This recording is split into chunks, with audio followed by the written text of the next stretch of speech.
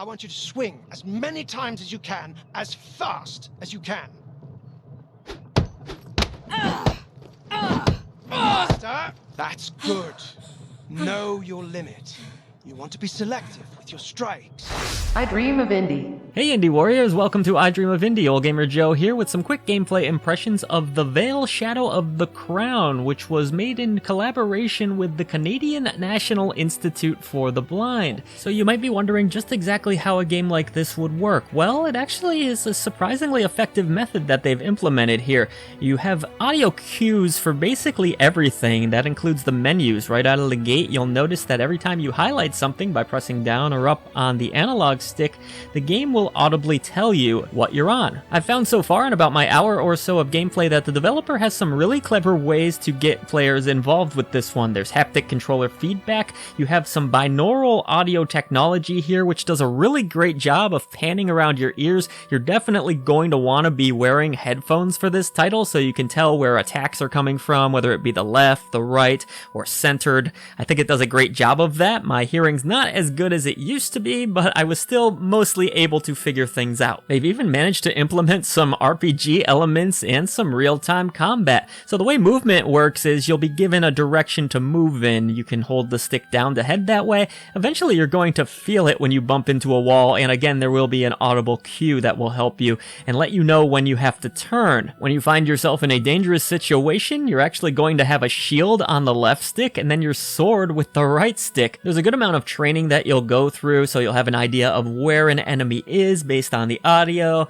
and you can kind of tell when they're going to swing at you that way. You can hold your shield up and then do a parry attack with the right stick, or you can just swing away with the right stick. It's really up to you. I think the storytelling is really immersive here with some great voice acting. You actually have some industry veterans involved with this one, like Karen Knox, Samar Salem, and Steve Kumian, just to name a few. They've been involved with such projects as The Handmaid's Tale, the Far Cry series. It's a cool medieval setting. You're actually able to hear your footsteps as you're walking forward, which is just incredible. The crunching of leaves or twigs on the ground. They really truly went for it with this one. There are times where I didn't really even miss the video component so much. It was so immersive. I would close my eyes to get a better feel of where an attack was coming from or which direction I should head into next. The audio design is just stunning in this game. Heck, even at one point I stumbled across a shield and the game was able to audibly walk me through that process too, equipping items. Really well done. I think this is an incredible product in a lot of ways that is really unique and inclusive for a lot of different folks out there. I'm quite impressed with the Vale.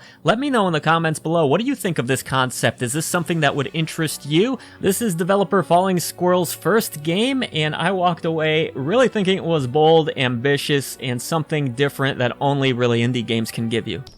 Sorry, girl, for running off. What's a lame shepherd going to do against practiced killers? I suppose I should thank you for coming back. I suppose you're welcome. I need to get back to the capital. To my brother. The capital? What are you doing out here? Merchant family? My family is very wealthy. There would be a reward if I was escorted back safely. Escort a blind girl 500 miles down a treacherous valley in the wake of an invading horde. Not sure what reward would be worth that. Thanks so much for watching the latest video from I Dream of Indie. We would now like to take a moment to thank our great indie warriors who help us bring a voice to the voiceless ones in gaming. Mitchell Hall, Bunny, Kevilo, Bill Tikaz, Christian Cruz, Strict9, Chris Jackson, Nathan Moore, Peach, Adriana Amato, CJR, Falco, Lombardi, C. Coil, Skepticism, Jen Rose, Jesse, CPM, Julian Colbus, and JRS8. Thank you so much for all you do for independent developers, publishers, and for I Dream of Indie. We gotta beat that echo chamber and bring a voice back to the voiceless ones in gaming. Head on down to the description box below.